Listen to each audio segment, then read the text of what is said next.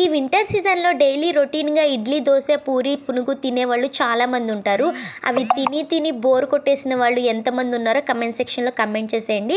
ఇలా మార్నింగ్ బ్రేక్ఫాస్ట్గా వేడివేడిగా చల్లగా ఉన్నప్పుడు ఇలా వింటర్ సీజన్లో మ్యాగీ ట్రై చేయండి. చాలా బాగుండిద్ది టేస్ట్. ఎగ్ మ్యాగీ చేస్తున్నానండి. ఇదంతా కూడా నేను ఆటా నూడిల్స్తో చేస్తున్నాను. టేస్ట్ అయితే చాలా బాగుండిద్ది.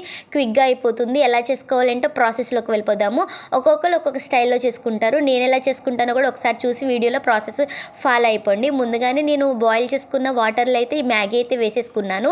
ఇవి అయితే ఒక 90% కుక్ అయ్యాక మిగతాదంతా కూడా అలా వదిలేసానండి. ఎందుకంటే బాయిల్ చేసిన వాటర్లో ఎక్కువ కుక్ చేసుకుంటే మంచిగా ఉండవు నూడిల్స్. సో అందుకే నేను మాత్రమే ఒక 90% మాత్రమే కుక్ చేసుకొని ప్లేట్లో సర్వ్ చేసేసుకోను. అలాగే ఒక పాన్ పెట్టేసుకొని దాంట్లో ఒక ఆనియన్స్, పచ్చిమిర్చి, కొత్తిమీర అండ్ ఎగ్ ఇవన్నీ వేసేసి ఫ్రై చేసుకున్నాక ఎగ్ బాగా ఫ్రై అయ్యాక దాంట్లో కొంచెం ఉప్పు, కారం, పసుపు ఇవి కూడా వేసేసుకొని గరం మసాలా కూడా యాడ్ చేసుకోండి. నేనైతే చికెన్ మసాలా యాడ్ చేస్తున్నాను.